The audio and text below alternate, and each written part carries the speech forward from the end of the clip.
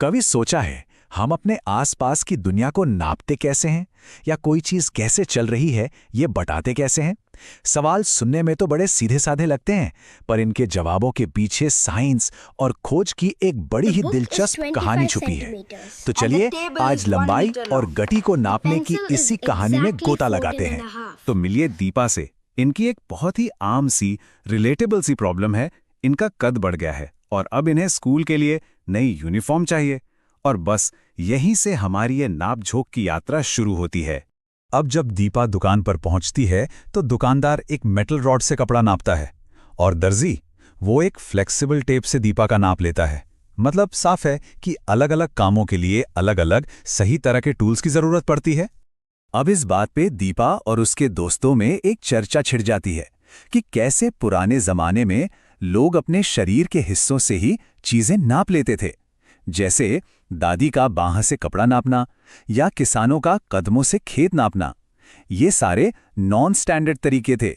और यहीं पर कहानी में आता है एक मजेदार ट्विस्ट। सारे दोस्त मिलकर एक एक्सपेरिमेंट करने का फैसला करते हैं। वो सब अपनी क्लासरूम की टेबल को अपने अपने हाथ के बालिश्त यानी हैंड स्पैन से नापेंगे। आपको क्या लगता है, क्या सबका नाप एक जैसा आएगा? चलिए देखते हैं। और ये रहे रिजल्ट्स। देखिए तो जरा, एक ही टेबल लेकिन नाप सबका अलग अलग। किसी का 13 बालिश, किसी का 14, तो किसी का 13 से थोड़ा कम या ज्यादा। ये क्या हो गया? ये तो बड़ी कंफ्यूजन हो गई।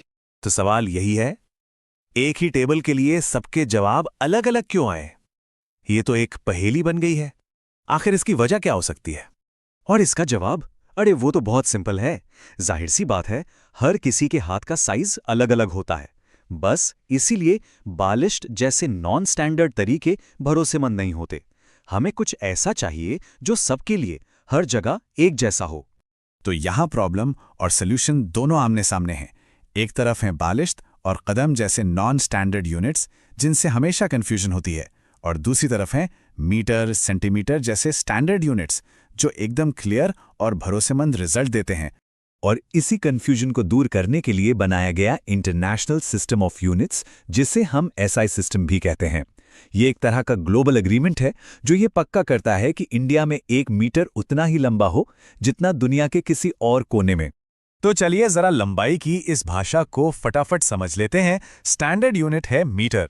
अब 1 मीटर में होते हैं 100 सेंटीमीटर और हर सेंटीमीटर में 10 मिलीमीटर। और जब बहुत लंबी दूरी नापनी हो तो हम किलोमीटर का इस्तेमाल करते हैं, जिसमें 1000 मीटर होते हैं। सिंपल। लेकिन सिर्फ स्टैंडर्ड यूनिट्स होना ही काफी नहीं है, उन्हें सही से इस्तेमाल करना भी आना चाहिए। तो कुछ बातें ध्यान में रखनी चाहिए। पहला, स्केल को चीज के साथ बिल्कुल सीधा रखें। दूसरा, 0 से शुरू करें। और सबसे जरूरी, रीडिंग हमेशा ठीक ऊपर से देखें, साइड से नहीं, वरना गड़बड़ हो सकते हैं। ठीक है, तो अब हमें ये तो पता चल गया कि कोई चीज कितनी लंबी है, पर हम ये कैसे बताएं कि वो है कहां? बस यहीं से हम एक नई दुनिया में कदम रख रहे हैं, पोजीशन और मोशन की दुनिया में। और यहां सबसे जरूरी कॉन्सेप्ट है रेफरेंस पॉइंट। देखिए, किसी भी चीज की पोजीशन बताने के लिए हमें हमेशा किसी दूसरी चीज का सहारा लेना पड़ता है। जैसे अगर कहा जाए किताब मेज पर है, तो यहां मेज हमारा रेफरेंस पॉइंट बन गया। चलिए इसे एक और उदाहरण से समझते हैं। पद्मा बस में जा रही है और एक मील का पत्थर दिखाता है दिल्ली 70 किलोमीटर। इसका क्या मतलब हुआ? इसका मतलब है कि दिल्ली हमारा रेफरेंस पॉइंट है और उसके हिसाब से पद्मा की पोजीशन 70 किलोमीटर दूर है। तो फिर मोशन यानी गति क्या है? बहुत सिंपल है। जब किसी रेफरेंस पॉइंट के हिसाब से किसी चीज की पोजीशन टाइम के साथ बदलती है तो हम कहते हैं कि वो मोशन में है। बस पोजीशन में बदलाव वही मोशन है। अब ये मोशन भी कई तरह का होता है और इसे समझने के लिए एक प्लेग्राउंड से अच्छी जगह क्या हो सकती है? सोचिए, एक पार्क में एक ही वक्त पर कितनी अलग अलग तरह की मोशन देखने को मिलती है। सबसे पहले बात करते हैं रेक्टिलिनियर मोशन की। सुनने में थोड़ा टेक्निकल लगता है, पर इसका मतलब है motion in a straight line, यानी सीधी रेखा में गति। जैसे कोई बच्चा स्लाइड से फिसल रहा हो या पेड़ से कोई फल सीधा नीचे गिर रहा हो। अगला है सर्कुलर मोशन। ये तो नाम से ही पता चल रहा है, सर्कल में घूमना। जैसे मेरी गो राउंड पर घूमते हुए बच्चे, वो सर्कुलर मोशन में होते हैं। और फिर है ऑसिलेटरी मोशन। ये क्या है? ये है टू एंड फ्रो मूवमेंट, मतलब बार बार आगे पीछे होना।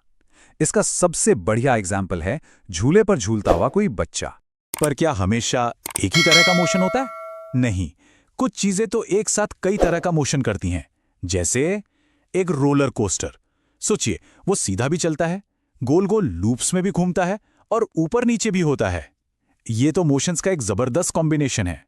तो अब जब मेजरमेंट और मोशन की ये भाषा समझ आ गई है, तो अगली बार जब बाहर निकलें तो अपने आसपास की दुनिया को एक नई नजर से देखिएगा। इस तस्वीर में या अपने आसपास कितनी अलग अलग तरह की मोशन को पहचाना जा सकता है। साइंस सच में हर जगह है, बस हमें उसे नोटिस करना है।